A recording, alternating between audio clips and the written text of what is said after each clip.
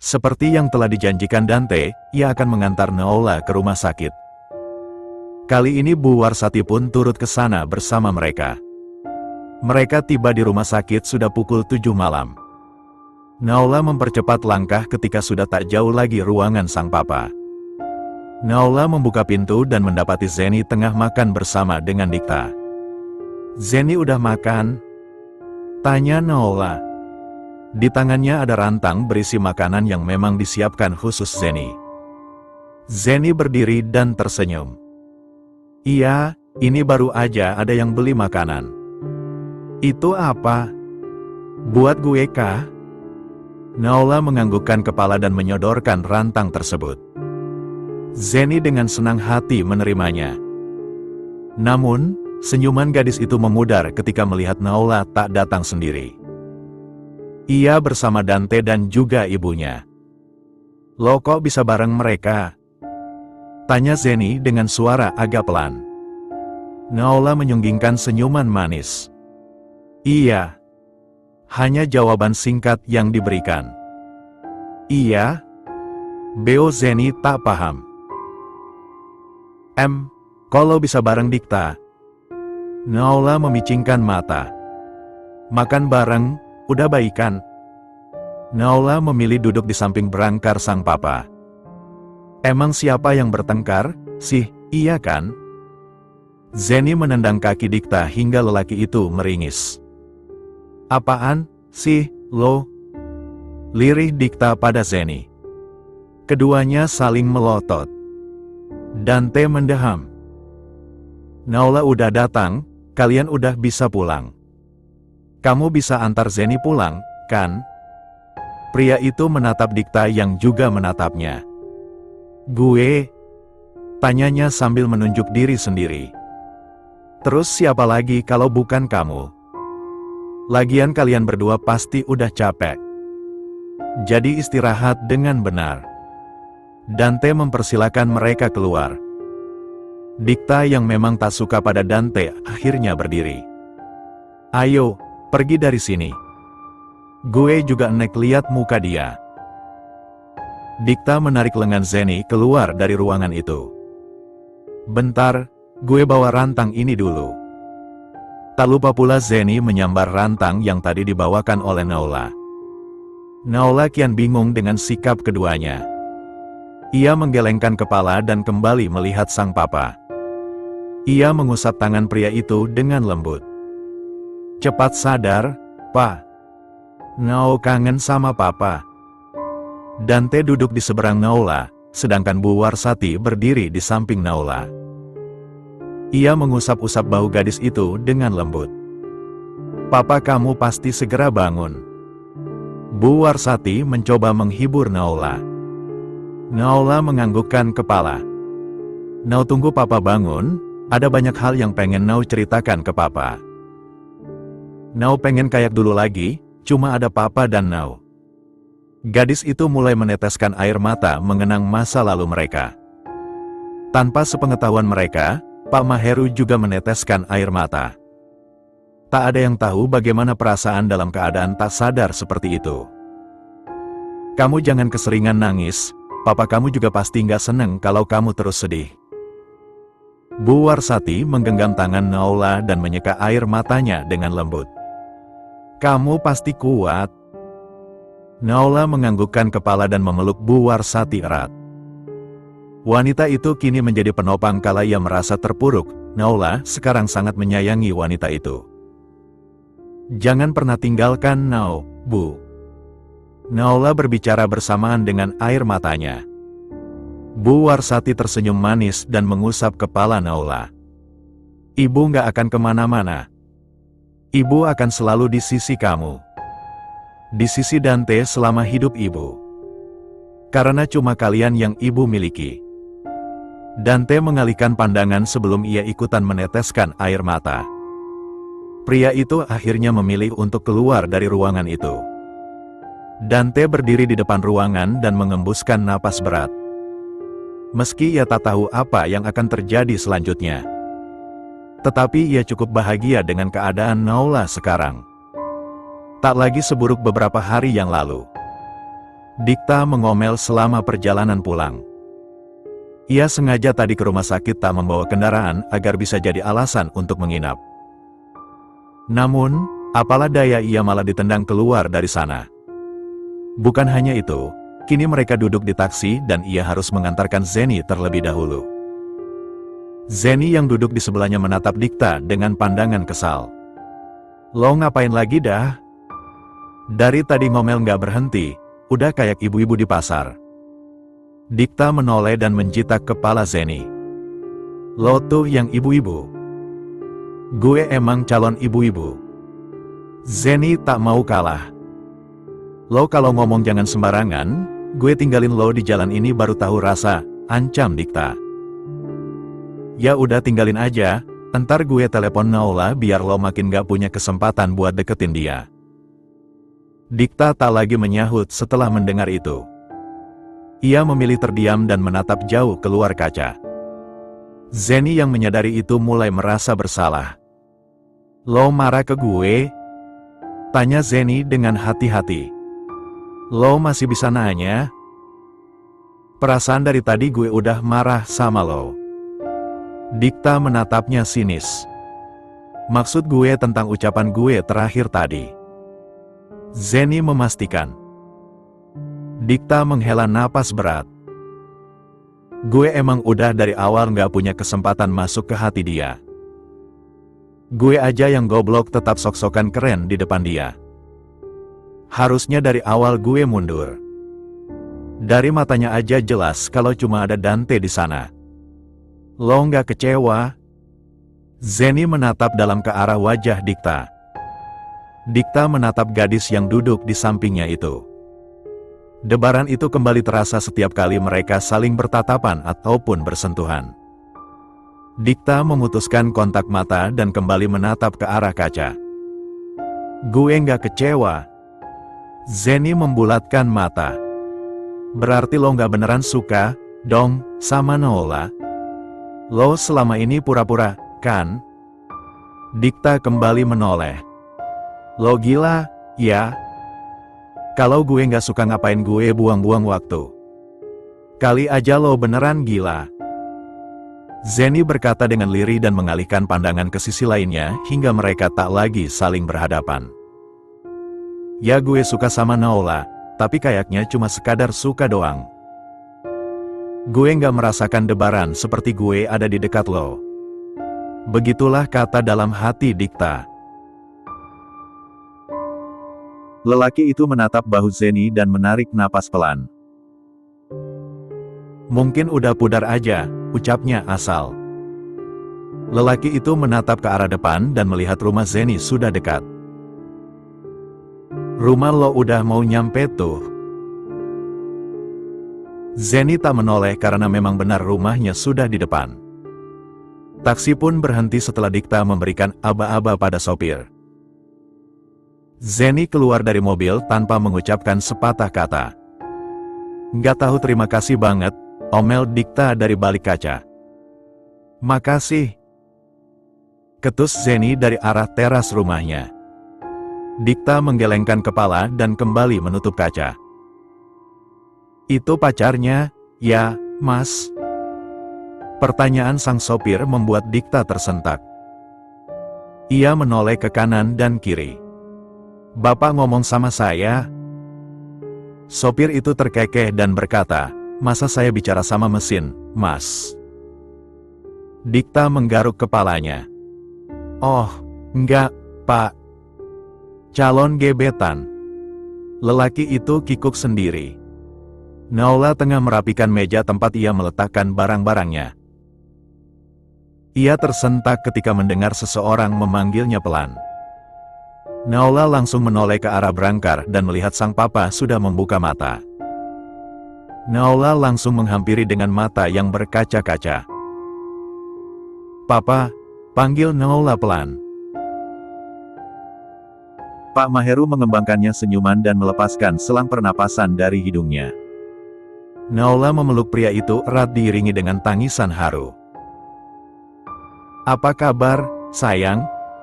tanya Pak Maheru setelah mereka melepaskan pelukan. Naola masih sesenggukan. Ia berbicara dengan terbata-bata.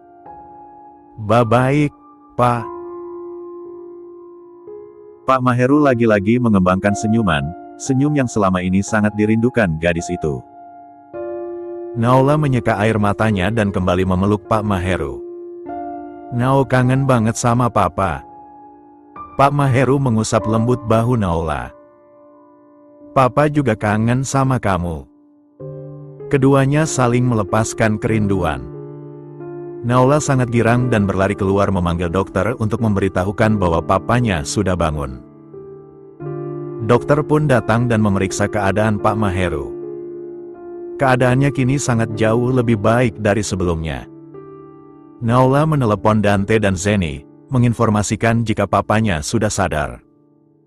Kini Naola harus memikirkan bagaimana cara agar bisa kembali membawa papanya pulang. Ia takut jika pulang nanti, kondisi Pak Maheru malah semakin buruk. Dokter? Panggil Naola ketika dokter keluar dari ruangannya. Pak dokter tersenyum dan mempersilakan Naola masuk. Naola langsung mengutarakan tentang kecemasannya. Ia bingung harus melakukan apa sekarang. Ia takut membawa sang papa ke rumah mereka dulu akan membuat sakitnya kian parah. Namun, jika ia membawanya ke rumah Dante, tentu ia perlu menjelaskan begitu banyak hal. Tanpa sepengetahuan mereka, Pak Maheru mendengarkan semua. Ia tak benar-benar lupa pada kejadian yang dimaksud oleh dokter beberapa waktu yang lalu. Ia punya rencana untuk membalaskan dendam pada Ina. Jadi harus pura-pura lupa pada ingatan beberapa tahun belakangan ini. Pak Maheru bersembunyi di balik pintu ketika Naola keluar dari ruangan tersebut. Setelah Naola tak lagi nampak, Pak Maheru langsung menemui sang dokter. "Bagaimana, Dok?" tanya Pak Maheru pada pria berseragam putih itu. Sang dokter mengembuskan napas panjang. "Saya tidak bisa terus-terusan berbohong, Pak. Kasihan putri Bapak, dia satu-satunya orang yang akan selalu ada buat Bapak." Pak Maheru menganggukkan kepala. "Iya, saya tahu, Dok. Saya juga akan melakukan sesuatu yang baik agar dia tidak merasa bebannya terlalu berat." Pak Maheru keluar dari ruangan itu dan kembali ke kamar tempat ia dirawat. Di sana Naola tampak membereskan barang. Pak Maheru tak mengira jika mereka akan kembali begitu awal. "Kok udah main beres aja?" tanya Pak Maheru pada putrinya. Naola berbalik dan menatap tajam ke arah sang papa. "Papa mau sampai kapan bohongin Naola?" Pak Maheru melebarkan mata. "Maksud kamu apa, Nak?" Naola menggelengkan kepala. "Papa jangan bohong lagi. Naola udah dengar apa yang Papa omongin sama dokter itu. Papa bisa-bisanya maksa dokter itu buat kasih informasi palsu. Papa tega sama anak sendiri." Pak Maheru menggelengkan kepala. "Papa punya alasan untuk melakukan semua itu." "Alasan apa?" "Alasan biar Nao kayak orang bodoh yang selalu menuruti apa yang dikatakan papanya."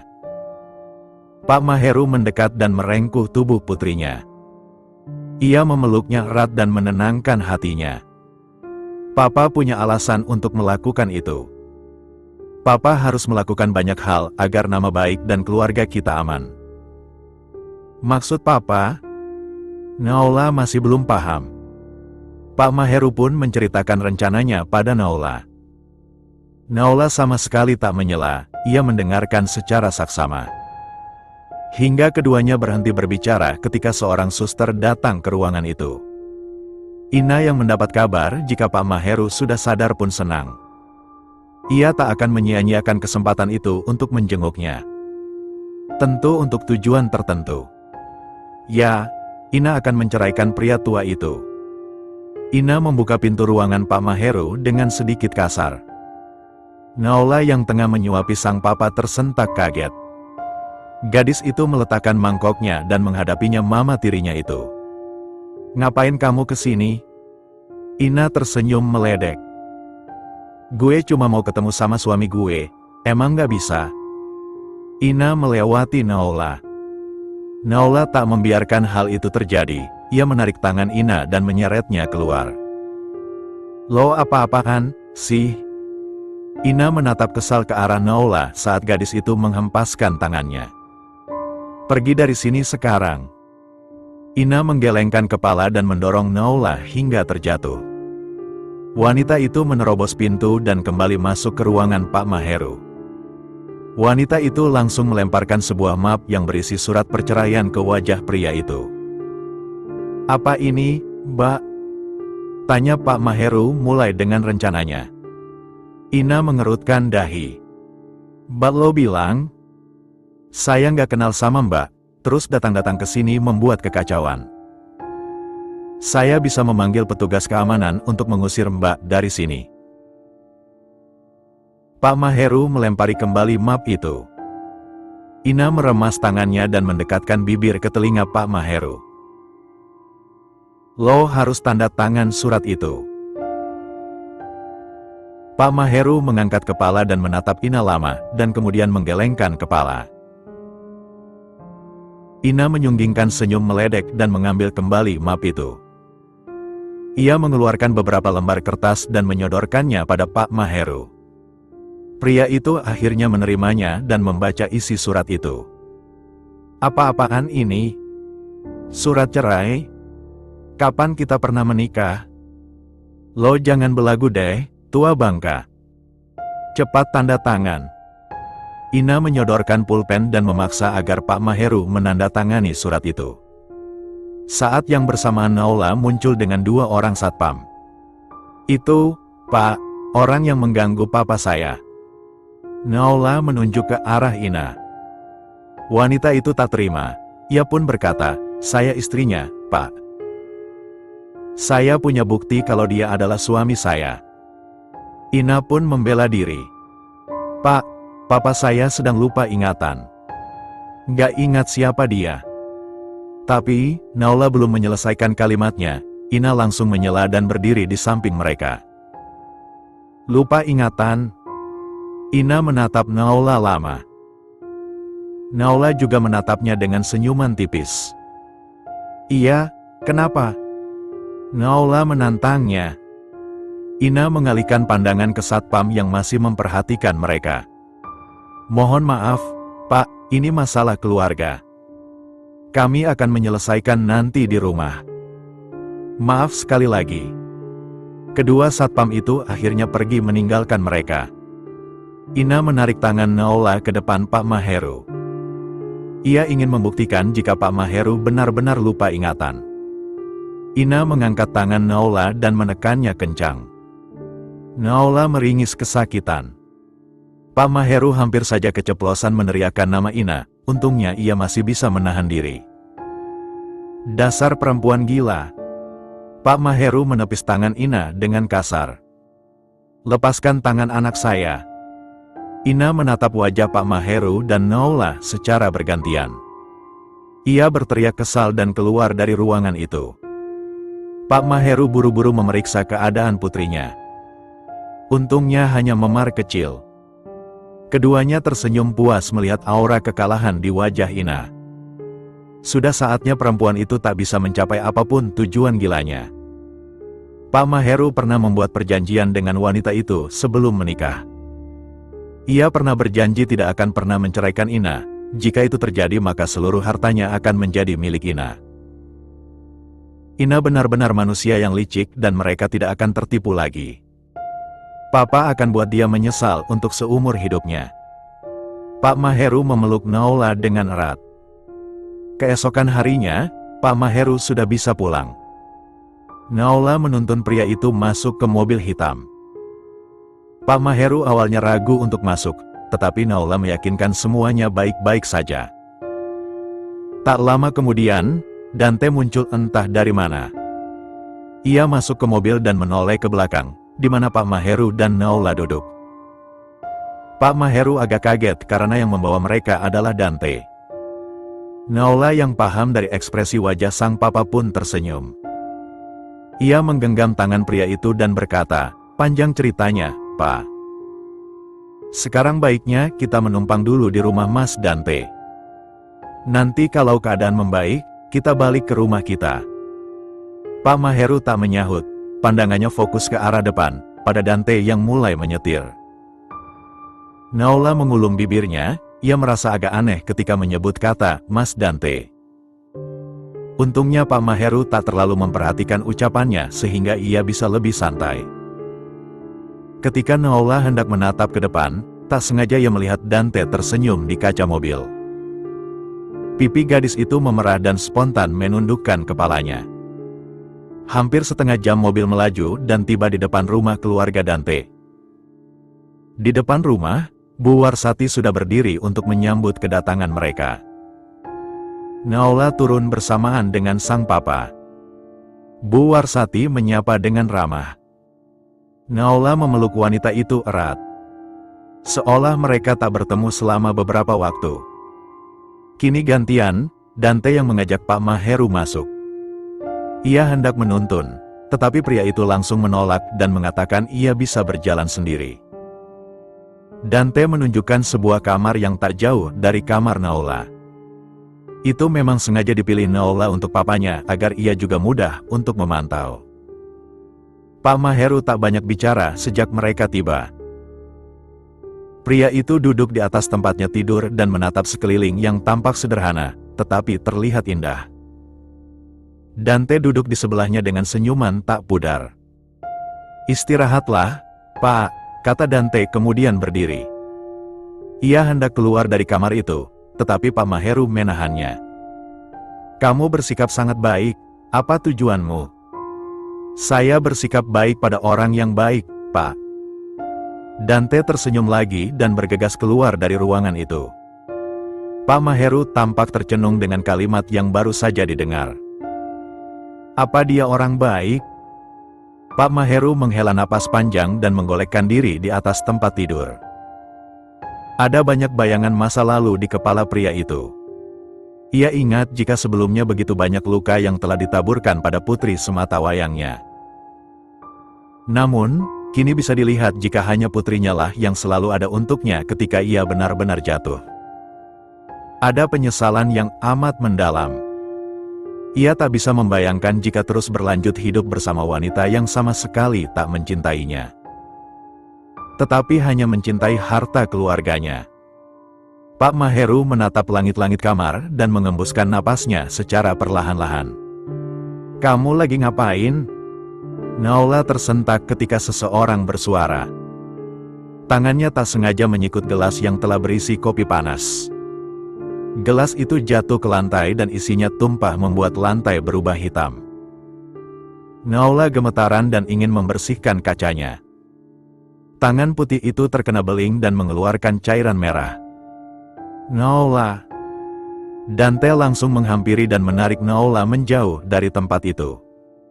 Pria itu memeriksa tangan gadis itu secara rinci. Ia terlihat sangat khawatir. "Cuma kena dikit, ini nggak apa-apa, Om." Naola menarik tangannya menjauh dari Dante. Dante tampak tak peduli dengan ucapan Naola. Ia menarik tangan gadis itu dan membawanya ke ruang keluarga. Di sana, Dante sibuk mencari obat agar kulit Naola tak sampai berair. Naola juga tak banyak protes, ia ikut semuanya. Dengan cekatan tangan Dante langsung membersihkan darah yang keluar dan meneteskan obat merah. Tak lupa pula, luka Naola dibalut dengan tempel luka. Keduanya saling tersenyum tanpa sadar. Tak jauh dari mereka, Pak Maheru berdiri dan memperhatikan sejak tadi. Pria itu tampak menunduk ketika melihat begitu pedulinya Dante pada Naola. Bahkan melebihi rasa peduli dirinya sendiri. Agak lama ia menatap hingga tersenyum kemudian. Ia menghela napas pelan dan kembali ke kamarnya. Di arah yang berbeda Bu Warsati juga melihat. Senyumnya seolah tak pernah pudar sejak melihat manisnya dua insan tersebut. Ada begitu banyak perubahan yang terjadi pada Dante sejak Naola datang ke rumah mereka. Dante yang biasa jarang tersenyum, sekarang hampir setiap saat menyunggingkan senyum manis. Tentu itu membuktikan Bu Warsati semakin menyayangi Naula dan berharap keduanya berakhir dengan baik. Jangan lasak. Biar aku aja yang buat. Dante selesai mengobati luka Naula dan kembali menyimpan kotak obat. Tunggu di sini, ya. Dante bergegas ke dapur untuk membuatkan kopi untuk Pak Maheru. Tak lama kemudian, Dante kembali muncul dengan segelas kopi hitam. Ia tersenyum ke arah Naula dan menganggukkan kepala. Kakinya melangkah ke kamar Pak Maheru. Di depan pintu ia menarik napas dalam berharap Pak Maheru tak akan menolak pemberiannya itu. Dante mengetuk pintu sebanyak 3 kali. Dan terdengar sahutan dari dalam. Masuk aja, itu nggak dikunci. Dante memutar kenop pintu dan masuk secara perlahan. Pak Maheru tampak tengah berdiri di dekat kaca dan menatap keluar. Dante meletakkan kopi tersebut di atas meja dan melihat Pak Maheru sesaat. "Pak, minumlah kopinya sebelum dingin." Pak Maheru menoleh, wajahnya tak menampilkan kekagetan melihat Dante yang mengantar kopinya. Dante berbalik dan hendak keluar dari kamar tersebut. "Tunggu sebentar," kata Pak Maheru dan mendekat. Pria itu duduk di atas tempat tidur dan mempersilakan Dante duduk di sebelahnya. Dante menurut. Keduanya duduk berdampingan. Pak Maheru mengambil kopi dari atas meja dan meneguk sekali. "Ada hubungan apa kamu sama anak saya?" Pertanyaan itu terlontar begitu saja dari bibir Pak Maheru. Dante agak kaget dan segera menatap Pak Maheru, sedangkan yang ditatap mengalihkan pandangan ke tempat lain. Dante terdiam sesaat, ia bingung apa yang harus dikatakan untuk saat ini karena memang tak ada hubungan spesial di antara mereka berdua. Dengan jujur Dante pun menjawab, "Saat ini belum ada, Pak." Pria itu menundukkan kepala. Pak Maheru membuang napas panjang. "Bagaimana perasaanmu padanya?" Dante semakin menundukkan kepalanya. "Apa kamu punya rasa yang sama seperti Naula selama ini? Atau kamu hanya ingin mempermainkannya?" Pak Maheru kini menatap tajam ke arah Dante. Dante spontan mengangkat kepala dan menggelengkan kepala. "Saya mencintai Naula, Pak, sangat mencintainya." Pak Maheru menganggukkan kepala saja. Dante berpindah tempat, ia duduk di lantai depan Pak Maheru. Tampak seperti seseorang yang tengah memohon. Pak Maheru hendak berdiri dan tak mau diperlakukan seperti itu. Dan menepis tangan Dante hingga pria itu terdorong ke belakang. Di saat yang bersamaan, Naula pun dan membuka pintu. Mereka sama-sama terkejut. Wajah Naula merah dan menarik Dante agar berdiri. Gadis itu menatap sang papa dengan tajam. "Apa yang papa lakukan? Dia yang udah bantuin papa di sini, kenapa papa malah perlakukan dia kayak gini?" Naula tampak marah. Pak Maheru dan Dante terkejut. Pak berdesis pelan. "Emangnya kamu tahu apa? Kamu cuma lihat ujung kejadian aja. Kamu itu harusnya nanya dulu apa yang terjadi, jangan menyimpulkan sendiri." "Nau tahu papa kayak gimana? Papa nggak suka kan sama Om Dante? Selama ini papa ingin menjauhkan Nau dari dia, jadi papa lakukan segala cara. Tapi papa harus ingat, sekarang papa ada di rumah dia." Napas Naula memburu. "Naula, ini nggak kayak yang kamu pikirkan." Dante mencoba meraih tangan Naula, tetapi gadis itu langsung menepisnya. Pak Maheru pun menatap Naula dan berkata, "Pikirkan apapun yang ingin kamu pikirkan." Pria itu melenggang pergi melewati kedua orang tersebut. Dante berusaha mengejar, tetapi Naula tak membiarkannya. "Naula, kamu ini." Dante meremas tangannya ke udara karena kesal dengan gadis itu. "Apa sih, Om?" Naula mengerutkan dahinya. "Kamu nggak tahu, kesempatan ini sangat langka. Tapi kamu malah mengacaukan segalanya." Dante keluar dari kamar tersebut dan mengejar Pak Maheru. Dante berhasil menemukan Pak Maheru di teras rumah sedang duduk dan menatap ke arah bunga-bunga. Dante datang menyapa, Pak Maheru tetap bersikap acuh. "Pak, maafkan saya karena kejadian tadi." Pak Maheru menggelengkan kepala. "Itu bukan salah kamu. Naola itu anak saya paham bagaimana dia bersikap pada hal yang dicintai. Dia sangat mencintai kamu, Dante. Saya berharap kamu bisa menjaganya." "Maksud Bapak?" Dante tak paham. "Saya akan kembali ke rumah kami dan berjuang kembali untuk ngambil apa yang seharusnya menjadi hak Naola.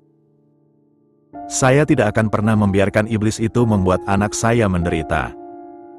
Jadi, saya mohon, apapun yang terjadi jangan pernah meninggalkan putri saya. Dia satu-satunya harta yang saya punya." "Om Dante." Dante tersentak dan menoleh ke arah ruang tengah, di mana Naola memanggilnya. Pria itu tersenyum dan menghampiri. "Om belum jelaskan apa yang terjadi tadi." Naola mencuatkan bibir. Dante mengusap kepala Naola dengan lembut. "Kamu harus menjernihkan pikiran kamu terlebih dahulu. Nggak boleh berpikiran buruk terus. Nau cuma khawatir sama Om. Nau nggak mau Papa bersikap buruk ke Om." Dante menggelengkan kepalanya. Pak Maheru nggak pernah bersikap buruk. Dia cuma terlalu menyayangi putri kecilnya. Dante menoel dagu Naola. Pipi Naola memerah karena sentuhan itu. Gadis itu salah tingkah jadinya. Dante terkekeh dan menggelengkan kepalanya. "Oh iya, Papa kemana?" Naola mengedarkan pandangan. Dante tampak mencari alasan yang tepat. "Pak Maheru pergi mengurus bisnis yang belum siap." "Pekerjaan? Papa baru pulang dari rumah sakit, kenapa kamu kasih izin?" Dante meraih tangan Naola dan menggenggamnya. "No, Papa kamu juga punya rencana. Ia punya cara sendiri untuk membahagiakan kamu, jadi tolong kali ini biarkan saja." Naola terdiam dan kemudian mengangguk pelan. Dante meraih tubuh gadis itu dan memeluknya erat. Naola tersentak sebelumnya, tetapi kemudian tersenyum lebar. Untuk pertama kalinya mereka berpelukan seperti itu. Ada kebahagiaan yang terkira dalam hati keduanya. Seolah-olah rasa mereka tersampaikan hanya dengan begitu. "Om, jangan tinggalkan Naola," ucap gadis itu di dada Dante. Pria itu menganggukkan kepalanya dan tersenyum manis.